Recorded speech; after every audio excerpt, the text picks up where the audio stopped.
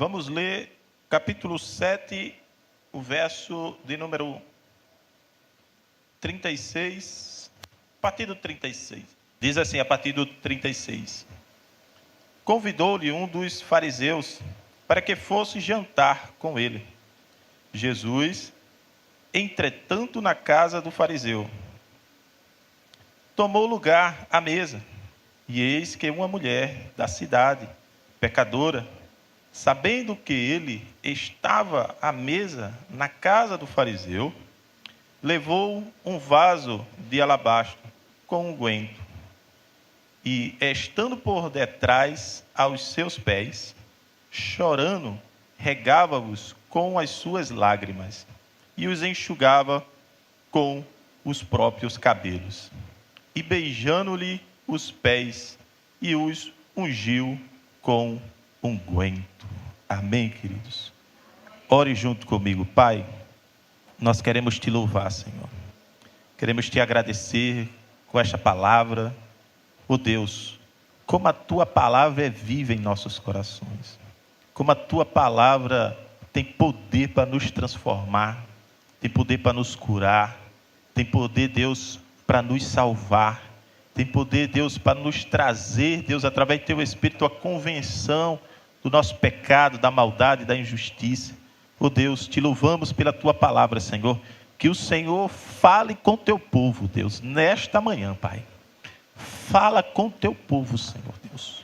Porque o Senhor não nos juntou aqui esta manhã, não só pela uma feijoada.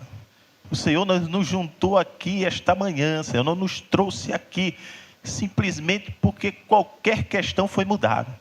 O Senhor nos trouxe essa manhã dentro de um propósito profundo sobre os nossos corações, Pai. Então fala conosco, Deus, naquilo que teu Espírito quer, Deus, para a tua igreja. Te louvamos, Deus, te pedimos as tuas bênçãos, Deus, para a vida do teu povo. Oh Deus, oramos também pelos dízimos, pelas ofertas da tua casa, Senhor. Que o Senhor abençoe e guarde o teu povo, Pai. Que o Senhor abençoe este lugar e continue prosperando este lugar, Senhor, para a glória e louvor do teu santo nome, Pai. Te louvamos e te agradecemos por tudo, no nome que é sobre todo nome, no nome de Jesus. Amém. E graças a Deus. Poder sentar. Queridos, estamos diante de um texto bastante rico, diante de um texto em que a gente olha e a gente percebe que Jesus é acessível.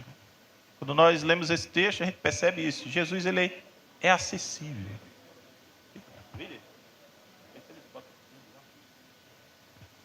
Jesus, ele é acessível. Jesus não é nenhum popstar.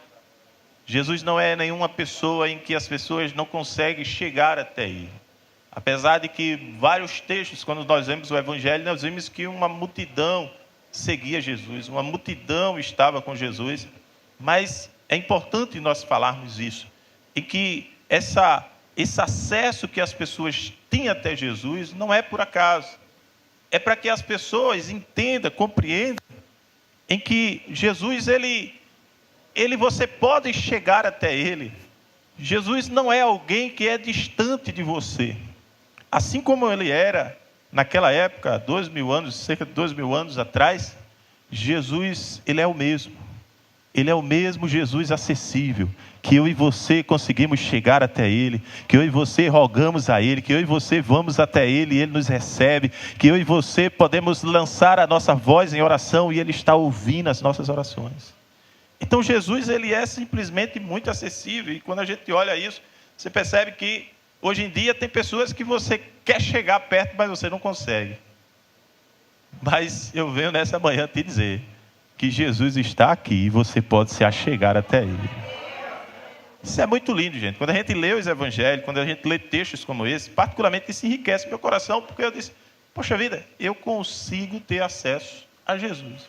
Essa é uma das coisas que nós conseguimos aqui entender isso. E aí eu quero, quero trazer aqui o tema da mensagem, né? Que o tema que eu coloquei aqui para essa mensagem é fazendo o melhor para Jesus e recebendo o extraordinário de Jesus. Ele é acessível. E você pode fazer também para ele o melhor. Mas ele faz para você o extraordinário na tua vida. Ele faz muito mais daquilo que pedimos ou pensamos. Então, quando nós lemos aqui esse texto, nós vamos também tirar... Acontece duas coisas bastante emblemáticas. Eu tenho que trazer isso aqui por introdução para que a gente entenda. Duas coisas muito diferentes acontecem aqui. A primeira delas é que o fariseu convidou Jesus. E isso, de alguma forma, era bastante incomum. Por quê? Porque o fariseu ele está convidando Jesus para comer na sua casa, para um banquete na sua casa. Porém, ele não tem nenhum intuito de fato, trazer para Jesus um convite por amar aquela pessoa, por gostar daquela pessoa, por querer, de fato, aquela pessoa dentro da sua casa, para poder ter uma comunhão com aquela pessoa. O judeu em si, a gente sabe que, para ele sentar e comer na mesa, essa ideia de comer na mesma mesa, tem que ter muita comunhão. Não é todo mundo, não é qualquer pessoa que senta na sua mesa, não é... Na nossa cultura aqui, isso, de certa forma, também é visível, mas nem tanto. Mas, por exemplo, você chama todo mundo para comer na sua casa, para comer na sua mesa. Você não chama todo mundo. E lá, a cultura é muito mais forte nisso. Então, o fariseu, quando ele faz isso, parece que ele está, de fato, querendo ter uma aproximação com Jesus. Parece, mas, na verdade, a gente entende, e até pelo comportamento dele, dentro do texto, mais à frente, a gente percebe que o intuito dele não é de fato ter uma comunhão com Jesus, não é de fato ter aquele momento bom com Jesus. Mas é interessante que uma das primeiras coisas emblemáticas que a gente vê é isso, é o convite inesperado, né? É o convite do fariseu. Tente pensar, os fariseus perseguiam Jesus. Eles estavam a todo tempo querendo pegar Jesus em palavras, em ações e questões como essa, querendo pegar Jesus e agora convida Jesus. É mais ou menos você receber um convite do inimigo. Sabe o famoso que as pessoas falam, né? O cheiro do queijo. Você tem um convite para ir para o cheiro do queijo. Ele convidou e o intuito era de fato pegar Jesus em alguma palavra, em alguma coisa. Mas ele não sabia que Jesus, ele não é pego de surpresa. Não existe nada que pegue Jesus de surpresa. Não existe nada que os fariseus pudessem fazer que pudesse tirar alguma coisa de ruim de Jesus, tirar alguma coisa de mal de Jesus. Porque dele só sai virtude, dele só sai coisa boa, dele só sai coisas extraordinárias. Então, um ambiente que Jesus foi ali para de fato talvez ser ridicularizado ou coisa do tipo, agora se transforma em um local diferenciado. E uma das coisas que a gente vê também, é importante nós frisarmos, é que Jesus, mesmo sabendo que aquele homem não tinha boas intenções para ele, Jesus vai. Uma das explicações que eu poderia trazer para isso é Jesus ter recebido esse convite e ter ido. Tente pensar, o inimigo lhe convida para ir para a casa dele. E como é que você vai? Jesus foi.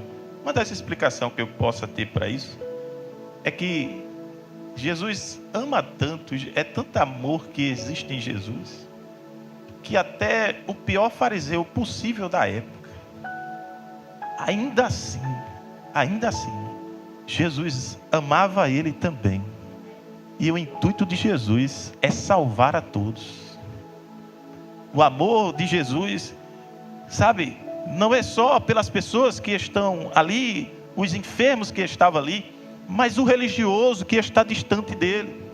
O religioso que muitas das vezes parece estar próximo, mas não está. Parece estar perto de Deus, mas não está perto de Deus. Aquela pessoa que conhecia tudo da lei, porém não estava compreendendo que diante dele estava o Filho de Deus. E Jesus tinha um intuito também de salvar essas pessoas. Jesus tinha o intuito de chegar a essas pessoas e ter salvação para a vida delas. É tanto que no meio desses fariseus, um deles em si, que estava ali na sinagoga, que participava das reuniões, Nicodemos, você vê que Nicodemos, quando tem um encontro com Jesus, ele vai à noite, no capítulo 3 de João, quando ele vai à noite ter com Jesus, E aí é aquele versículo chave das Escrituras, João 3,16, né? Porque Deus amou o mundo de tal maneira que deu seu único Filho, para que todo aquele que nele crê não pereça, mas tenha vida eterna. Isso é Jesus falando para um daqueles fariseus. Só que dessa vez Nicodemos é ele que vai até Jesus, é ele que vai ter com Jesus à noite. E um dos motivos dele ir à noite, alguns vão dizer que de fato é isso mesmo, que ele ia à noite já para os outros fariseus, já para que as pessoas não vissem. Ou seja, ele estava ali nas reuniões, mas algo mais profundo chamava o coração dele para salvação, para entender aquilo que Jesus falava. E Jesus vai e diz isso para ele de uma forma belíssima. Sabe, gente, Jesus olha para o fariseu Nicodemos e diz: você precisa nascer de novo, Nicodemos. Você está cheio de religião dentro de você, mas você precisa nascer de novo. Ou seja, Jesus veio, queridos, veio para aqueles que não sabiam o entendimento das Escrituras, veio para aqueles que não tinha força para sair dos seus pecados, veio para aqueles que não tinham condições alguma, veio para os fariseus também, queridos. Ou seja, você pode olhar para o pior religioso, de qualquer religião, para o pior macumbeiro possível que você possa olhar, satanista que seja, Jesus veio e Jesus pode salvar essas vidas também. Não há impossível. Jesus não veio para uma classe de pessoas, Jesus veio para todos. Óbvio, alguns entenderam e abriram o seu coração, outros fecharam o seu coração. Mas essa questão de ser acessível, de Jesus ser acessível, é para todos. E que incrível ele aceitar esse convite. Que coisa maravilhosa. A segunda coisa que nós vimos aqui ainda na introdução, que acontece, é que esta mulher, ela tinha tudo para não estar ali. Ela tinha tudo para não participar desse banquete. Primeiro, ela não foi convidada. Não foi convidada. Primeira coisa. Acontecia muito naquela época, esses locais, os fariseus, eles eram o pessoal que tinha dinheiro. Eles moravam realmente em uma parte, dentro da cidade de Jerusalém, você vê, uma parte era do pessoal mais simples. É como a gente conhece. Isso é um negócio que até hoje existe, viu? Nem se preocupe. Existe um lado, uma área, que é um povo mais rico, uma coisa mais, né? E existe uma área que são as pessoas mais simples, mais pobres, pronto. Dentro da cidade de Jerusalém, era exatamente desse jeito. E essas casas mais, dessas pessoas que tinham mais condições, quando eles faziam esses banquetes, era em um lugar aberto, que as pessoas simples, elas passavam e podiam olhar. Elas não podiam comer, elas não podiam ir até a mesa. Mas, de alguma forma, elas ficavam olhando. E Jesus, como era de fato essa pessoa que estava chamando a atenção de todos, muita gente foi lá. E essa mulher, de alguma forma, ela vai. Mas ela faz algo diferente. Ou seja, primeiro, ela tinha tudo para não estar ali. Ela é uma mulher que tinha a sua vida duvidosa. Ela tinha uma vida de escândalo. Eu acho muito bonito as Escrituras, porque não mascara isso. Não fica maquiando, não fica trazendo... Não, o texto ele é muito simples quando fala referente a esta mulher, a vida duvidosa que ela tinha, a ideia de ela ser uma mulher pecadora. Veja no texto. Deixa eu ver aqui onde está dizendo, outro verso 37. Eis que uma mulher da cidade, pecadora. O texto está dizendo, pecadora. Pronto. Quando para uma mulher ser chamada dessa forma, uma mulher da cidade, ou seja, ela não é, o texto é muito claro, deixa a coisa redonda. Ela não é de uma outra cidade, ela não é de um outro povo, ela é uma mulher da cidade. Aí, vírgula, pecadora. Ou seja, era uma mulher conhecida ali na região, dentro da cidade, ela era conhecida exatamente por alguma prática que trazia de fato essa ideia de ela ser pecadora. Lucas, ele é o escritor aqui. E Lucas, quando a gente lê o Evangelho de Lucas, Lucas é muito enxugado, o Evangelho de Lucas. Lucas não trazeria essa informação se de fato essa mulher não fosse. Então ele traz essa informação de uma forma que a gente possa entender e perceber, olha, essa mulher era pecadora. É muito possível que ela fosse, de fato, uma mulher da vida, como nós sabemos. Isso é possível, é bem provável, na verdade. Poderia ser que não sabemos, o texto não diz, só diz que ela era pecadora. Alguns vão dizer, mas será que ela tinha feito alguma coisa? Se fosse uma questão de traição, ela já estava morta. Porque traição é logo... Mas a ideia da vida alheia, isso era uma coisa que daquela época já existia há muito tempo já. E provavelmente, realmente, pode ser que ela era uma mulher da vida. Por isso que ela era chamada desse jeito, uma mulher pecadora. Alguns vão dizer que ela era chamada de pecadora aqui, porque quando a mulher naquela época, se ela chegasse em público e soltasse os seus cabelos, ela era considerada uma mulher pecadora também. E ela faz isso, ela solta os seus cabelos dentro daquilo que ela vai fazer com Jesus ali aos pés de Jesus. Então alguns vão dizer que chamaram ela de pecadora dessa forma, mas a gente não entende bem assim, porque quando Lucas escreve, ele é muito emblemático, não foi pelo momento. Não sei se você está me entendendo, não. Eu não acredito que falou que ela era pecadora pelo aquele momento. É que a vida dela, de fato, existia um pecado escandaloso, que todos viam. E sabe, queridos, quando nós falamos acerca dessas coisas, o dela era visto. E quantos que não são vistos? O dela era visível, uma mulher da cidade pecadora. E de quantas pessoas que talvez estivesse ali, mas não levaria esse título porque não é visto. E aí não leva-se o título de ser pecador, de ter uma vida enrolada em pecados, em questões duvidosas. E aquela mulher, o dela era para todo mundo ver. Era para até o próprio escritor ter colocado aqui para a gente pudesse entender que aquela mulher tinha uma vida de pecados. E eu falo isso, gente, sabe por quê? Porque a Bíblia, quando ela fala disso, e algumas igrejas parece que tiraram essa palavra pecado, né? Algumas igrejas não falam mais, porque parece que fica remoendo dentro das pessoas algumas coisas. Mas a Bíblia, quando ela fala de pecados, ela não mascara, ela diz mesmo, olha, fulano falhou, fulano era pecador, fulano tinha as suas dificuldades. E pecado sempre vai ser pecado. É a praga, deixa eu colocar essa expressão, é a praga que afasta o homem de Deus. A única coisa que pode lhe afastar de Deus é o pecado. É o pecado que traz essa distância entre você e Deus, mas mais nada pode fazer isso. Mas pecado continua sendo pecado. A Bíblia trata disso. Mas louvado seja Deus que nesta manhã, o que eu venho ministrar aqui para vocês, é que mesmo você tendo uma vida de pecado, Jesus está aqui, esta manhã, para trazer salvação para a sua vida, para transformar a sua história, para fazer um novo momento para você, para olhar para você e dizer, a sua vida pode estar cheia de pecado.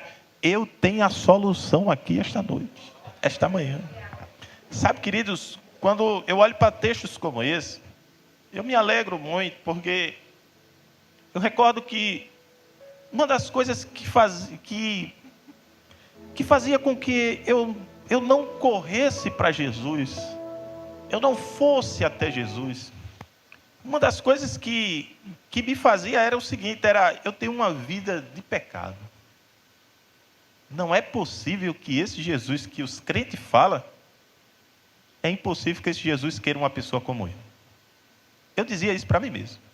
Eu dizia, eu não vou ser crente, eu nunca vou ser uma pessoa da igreja, eu nunca vou entregar. Como é que eu vou para Jesus, um homem tão pecador como eu? Eu jovem, né? Um jovem tão pecador como eu. Como é que ele pode me aceitar, eu sendo tão pecador?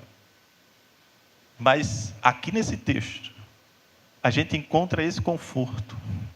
O conforto em que, por mais que você seja pecador, existe libertação de Deus para a sua vida. Existe uma libertação profunda do Senhor Jesus para a tua história. Creia nisso, acredite nisso.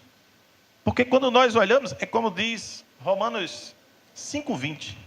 Aonde o pecado abundou, superabundou a graça de Deus sobre as nossas vidas. Então aquela mulher, ela tinha uma vida de pecado, porém, ela não se deixou levar para aquilo que pudessem falar, para aquilo que pudessem trazer, para aquilo que pudessem trazer questionamentos sobre ela. E ela simplesmente tinha algo a fazer, mesmo sendo uma mulher pecadora, de alguma forma, ela foi até Jesus. E ela tem esse encontro com Jesus, de uma forma belíssima, que nós vamos ver aqui mais à frente. Mas é interessante que, se aquela mulher fosse depender de opiniões, ela nunca tinha chegado aos pés de Jesus. Se aquela mulher fosse depender da opinião das pessoas, se ela fosse perguntar ao fariseu: Simão, eu posso entrar na sua casa, eu posso sentar à mesa, eu posso ir até Jesus, eu quero fazer algo com ele, eu quero derramar um unguento, eu quero chorar sobre os seus pés, eu quero enxugar com meus cabelos e quero derramar um unguento sobre ele. Você acredita que o fariseu iria deixar ela fazer isso? De forma nenhuma. Sabe por quê, queridos? Ele, na verdade, não iria deixar aquela mulher entrar de jeito nenhum, por ela ter uma vida de pecado. Sabe o que eu quero dizer para você? É que não dependa de opinião de pessoas.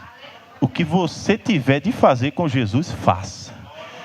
O momento que você tiver de ter com Jesus, tenha. Sem depender de opiniões, sem perguntar se pode, sem perguntar se é possível. Meu irmão, olha, Deus está aqui esta manhã e Ele está te dizendo: você tem acesso a mim, não precisa perguntar a ninguém não. Venha a mim que eu tenho resposta para você.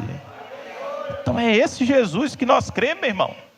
Não dependemos de questões humanas, não dependemos de questões de homem. Às vezes eu percebo que os homens, nas suas religiões, eles tentam colocar, é como se tentasse colocar Jesus em uma caixa e fechasse e dissesse: Jesus só faz o que a gente quer, Jesus só vai aonde a gente quer. Não, meu irmão, esse Jesus tem graça para mim e para você, e ela é superabundante.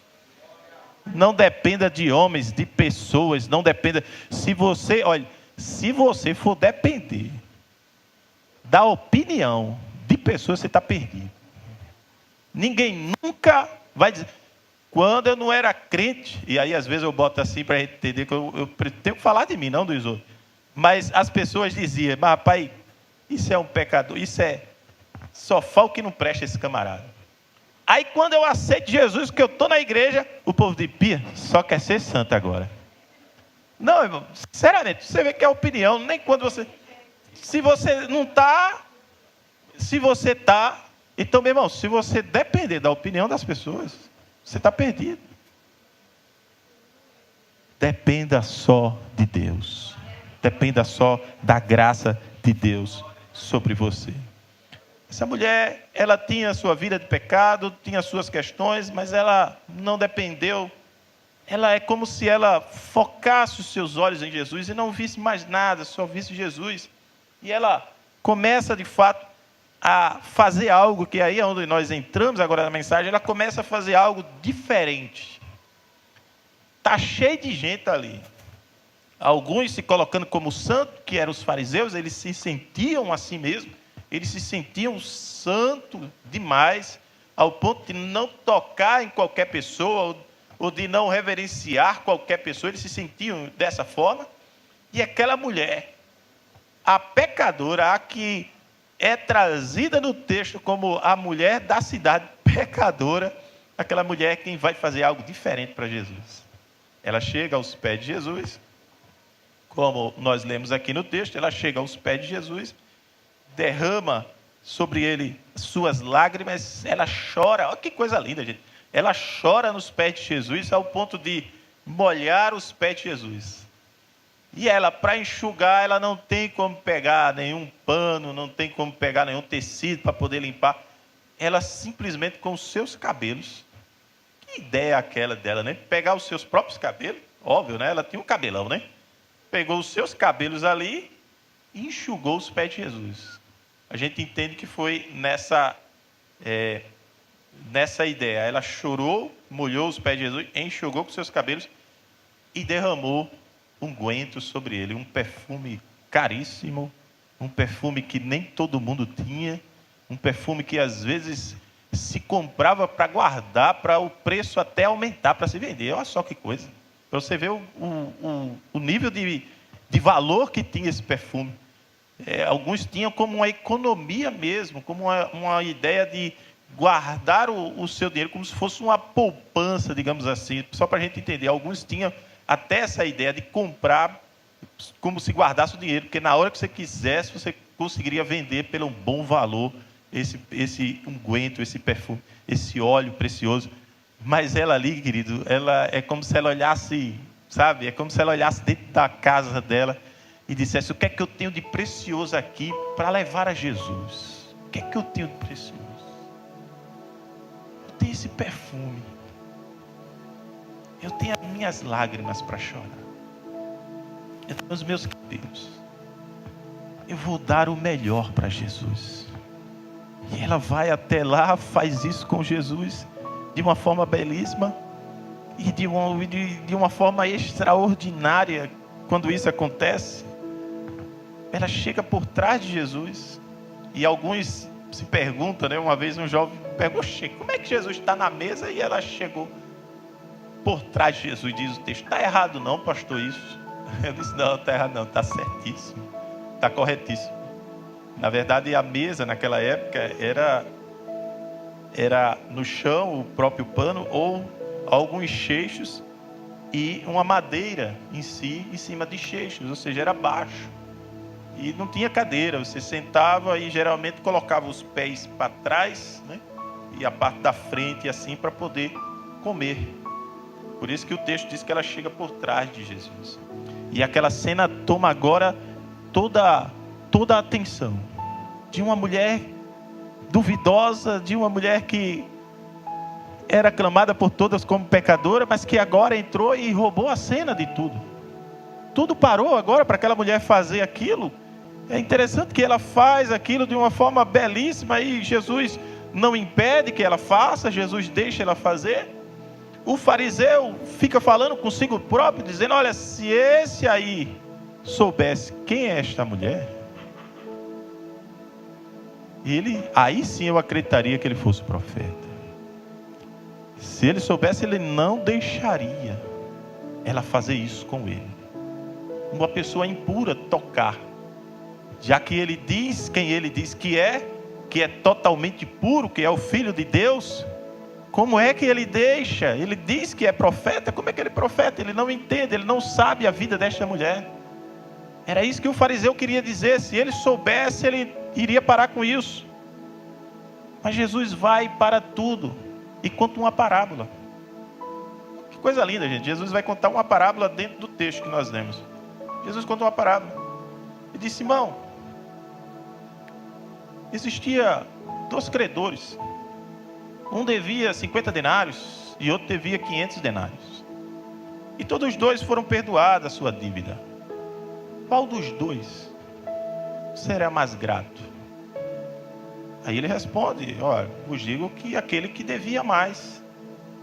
Jesus diz: dissesse bem, aquele que devia mais. Eu cheguei aqui na tua casa, aí Jesus não é de ficar com arrudeio.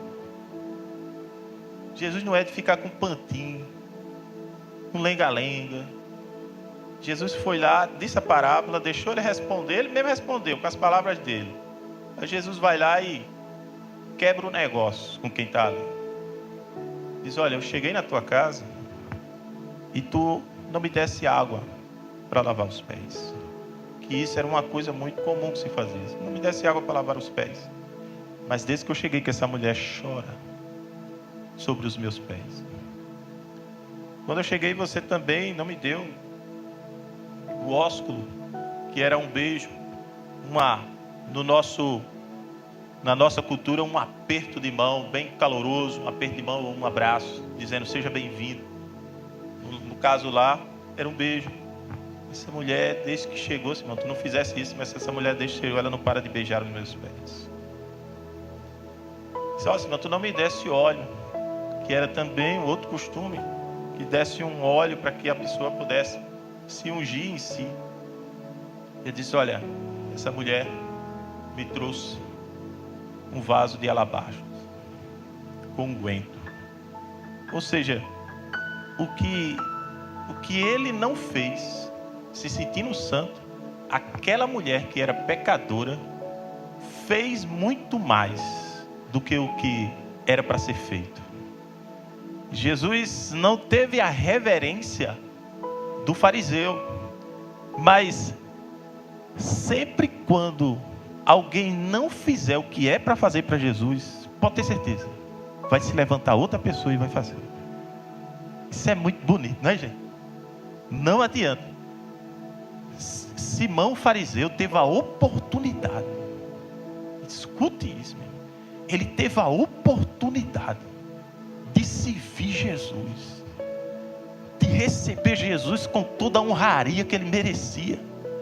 Tente pensar, meu irmão, Jesus ir na sua casa, o que é que você fazia? O que é que você fazia se Jesus, se fosse você fazendo esse convite, Jesus está chegando, o que você fazia? Você iria colocar a melhor toalha de mesa, você iria fazer a melhor comida possível, você iria colocar no melhor prato possível, aquele talher que está lá guardado, que às vezes você guarda para um momento especial, às vezes tem gente que faz isso, você iria colocar para Jesus, iria dizer, Jesus, você é bem-vindo aqui.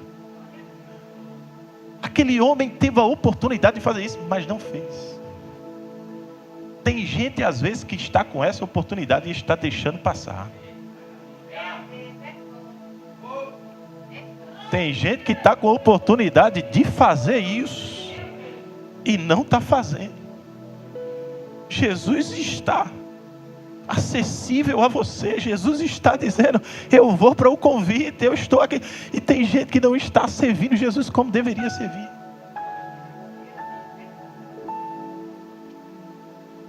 Mas bendito seja Deus que Ele está aqui para te trazer essa oportunidade mais uma vez. Bendito seja Deus que Ele veio para isso mesmo. E sabe, aquela mulher, ela não era para estar ali, aquela mulher era pecadora, ela não tinha o acesso, ela não tinha o convite, ela não tinha o que fazer ali se fosse pensar na mente humana, mas ela olhou e ela disse, o meu mestre está lá e eu preciso fazer alguma coisa. Meu irmão, talvez Deus esteja te levantando aqui como essa mulher que se levantou e disse, eu vou fazer o melhor para o meu mestre, eu vou dar tudo que tenho, eu vou fazer o possível e o impossível para estar com o meu mestre. Eu vou estar com ele, eu quero amar a ele, eu quero derramar as minhas lágrimas sobre ele. Talvez você esteja aqui com o coração, querido, na mão, chorando. Eu quero te dizer, chora aos pés de Jesus, porque ele está aqui. Ele está te dando a oportunidade de você servi-lo. Sirva, querido. Sabe, querido, as lágrimas, é interessante as lágrimas dela aqui, sabe? Porque as lágrimas, alguns dizem que as lágrimas são de fato o sangue do coração. É como, às vezes tem lágrima que é como se a gente sangrasse enquanto está chorando. É como se saísse de nós ali, sabe? E esta mulher parece que ela chora dessa forma, que ela chora tanto, mas tanto, ao ponto de encharcar de galo. Olha que coisa, querido. Vocês já viram um choro desse? Ao ponto de molhar os pés e lavar os pés. Porque foi isso que ela fez, o choro dela. Talvez você esteja segurando o teu choro, mas eu vim te dizer, não segura esse choro não. Vai chorar nos pés de Jesus. Vai para os pés de Jesus. Vai chorar lá, que lá as tuas lágrimas faz sentido. Lá faz todo sentido. Não vai chorar em rede social, não. Não vai chorar em quem não está nem aí para você, não. Não vai procurar quem de fato nem se importa muitas das vezes com você, e você está chorando por besteira. Oh, querido, tem gente que está chorando por quem nem merece. Mas Deus manda te dizer, vai chorar nos pés de Jesus, que lá o teu choro faz todo sentido. Faz todo sentido. Aquela mulher não foi atrás de fariseu, não foi atrás de ninguém, não. Ela foi aos pés de Jesus, ela se lançou aos pés de Jesus. E agora, querida, a sua adoração moveu o ambiente. A sua adoração mexeu em tudo. O jantar já não é mais interessante. O interessante é o culto que aquela mulher está dando para Jesus. Oh, meu irmão. O jantar tem hora que foi só, digamos assim, o pretexto. O importante aqui agora já é a adoração da mulher. Chamou toda a atenção. Meu irmão, adora o Senhor independente das circunstâncias. Adora o Senhor. Aquela mulher adorou ao Senhor independente de tudo. Ela não quis saber do jantar mais. Ela não quis saber se ali ela não era bem-vinda, e realmente não era. Ela não quis saber de nada. Meu irmão, às vezes a gente está num ambiente em que tudo é favorável e a gente não adora. E ela estava num ambiente que era tudo infavorável e ela adora. Sabe, queridos, como é bom a gente entender que a nossa adoração, ela não depende do cenário. A nossa adoração não depende do cenário. O cenário está difícil, mas Deus está te chamando para adorar. O cenário está contrário, mas Deus está dizendo: vem adorar que eu quero receber a tua adoração. Está tudo difícil. Você pode dizer: pastor, está tudo difícil. Pastor, o senhor não sabe. Está difícil demais. Para ela também estava difícil. Mas ela não quis saber de nada. Ela só quis adorar o Senhor dos Senhores, o Mestre dos Mestres, o Jesus Todo-Poderoso. E o que acontece quando ela faz isso, quando ela adora? Separei aqui alguns textos falando sobre adoração.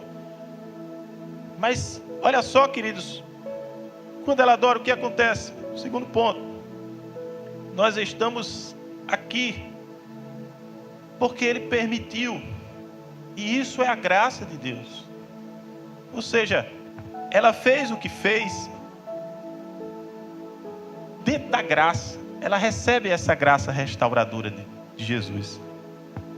Quando nós olhamos para a graça, que é o favor imerecido, eu vou pedir para os meninos colocar esse texto, que é o Efésios 2:8, quando fala da graça, para que a gente possa entender essa graça de Deus.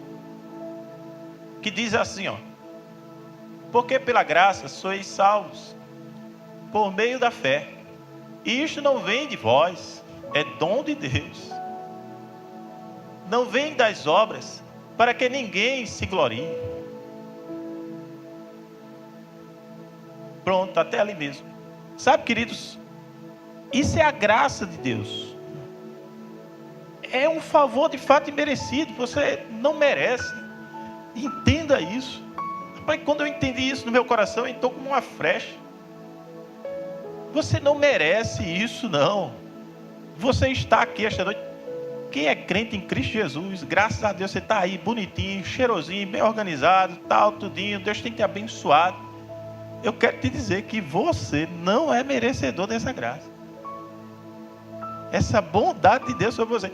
Você diz mesmo assim: eu vou morar no céu. Amém. Tem que dizer mesmo, tem que amar mesmo.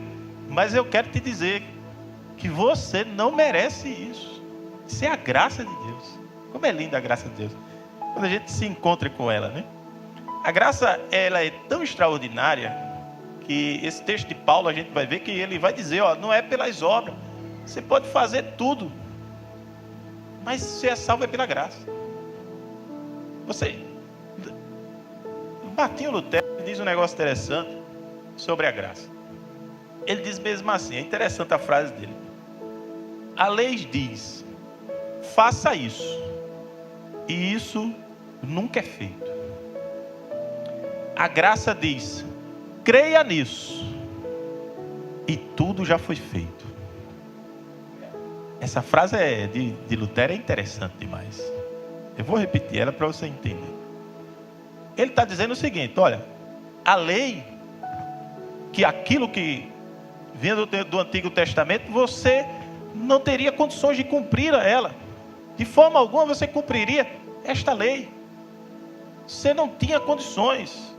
Por mais que você tentasse, você não tinha condições de cumprir a lei. Mas a graça, ela só pede que você creia. Acredite. Creia na graça. Creia nesse meu favor imerecido. Acredite que você não merece, mas eu faço. Você só precisa acreditar em Cristo Jesus. Meu irmão, a salvação é um negócio. Você só precisa crer, acreditar. As pessoas vão levar várias coisas, mas a base da salvação é isto aqui. É por isso que Lutero ele fala isso. A lei diz, faça isso, e isso nunca é feito. A graça diz, creia nisso, e tudo já foi feito. Porque quando você crê, Jesus já pagou o preço lá no Calvário.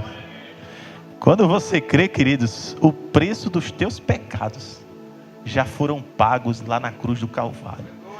É por isso que o pior pecador possível, querido, esse texto, é por isso que o pior pecador possível, é por isso que essa mulher, ninguém sabe, pode ter o pecado que foi essa mulher. Mas quando ela se depara com a graça manifestada em Cristo Jesus, os seus pecados estão perdoados. Todos eles. E isso é a graça, esse favor imerecido. Essa é a bondade de Deus para conosco. E quando nós compreendemos isso, entendemos isso, nós entendemos que Deus ele já fez tudo por nós na cruz do Calvário. Nós só precisamos crer. E sabe, queridos, aquela mulher, eu vou pular esse ponto aqui para a gente adiantar, mas aquela mulher, ela foi ali para lavar os pés de Jesus. E quem voltou limpa foi ela. Ela foi para lavar os pés de Jesus, mas quem foi limpa por dentro foi ela. Ela foi com o título de mulher pecadora. Ela chegou com seus pecados. A mulher chegou cheia de pecado. Talvez o fariseu possa ter dito, rapaz, essa daí está carregada. Chegou desse jeito. Mas essa mulher voltou limpa. Jesus disse para ela, vai em paz. Vai em paz. Vai em paz. É como se Jesus estivesse falando para ela, vai em paz. Eu sei quem você é. Eu sei a sua vida de pecado. Eu sei das suas dificuldades. Eu sei de tudo isso. Mas vai em paz, porque agora a graça te alcançou. A graça te lavou, a graça te remiu, a graça te tornou uma nova história, um novo momento. É só a graça que faz isso conosco, querido. Não importa o que fale, não importa o que diga, não importa questões religiosas. O que importa, querido, é que quando a graça chega na nossa vida, querido, ela superabunda e nos limpa de todo pecado. É isso que nós precisamos entender, que o pecador, ele tem perdão para seus pecados. Não importa o que diga, tem perdão para os seus pecados. Uma certa feita nós estávamos num desses evangelismos que os homens fazem, e à noite quem foi pregar foi eu. Eu preguei na verdade à tarde, preguei à tarde. E quando eu preguei à tarde, preguei à noite desse dia, né? Era nesse tempo que não tinha esses ônibus todos que ia só um ônibus, eu acho. Foi isso mesmo, ia só um ônibus mesmo, e alguns carros, não era esse povo todo. Mas aí o pregador foi eu. E eu disse, meu Deus, o que é que eu vou pregar? E Jesus falou ao meu coração, aqui está cheio de pecadores, mas eu tenho perdão para esses pecadores. Meu amigo, aquilo entrou no meu coração. Aí Jocelyn olhou, e lá vai, eu digo, Jocelyn, é eu mesmo. Pode me dar, eu vou descer a lenha. Eu preguei, mas preguei. E a minha mensagem era, pecadores, se voltem para Cristo Jesus. E eu desci a lenha mesmo. É aquela mensagem que se fosse, talvez até dentro da igreja, o povo ia embora. Mas quando eu disse, Deus tem perdão para os seus pecados, uma multidão de gente correu para frente da igreja, para frente do altar. Um senhorzinho sertanejo, um chapéu na cabeça. Quando ele se abaixou, que eu fui orar por ele, a camisa levantou aqui, ó. Aí quem já foi do interior sabe, ele está com a faca mais feia do mundo aqui, né? Aqueles andam com a faca. E quando eu terminei de orar por ele, aquele senhor, é como se Deus falasse, aqueles velhos brutos do interior, que tudo é para resolver na brutalidade. Mas quando eu olhei para aquele homem, ele estava chorando, cheio de lágrimas.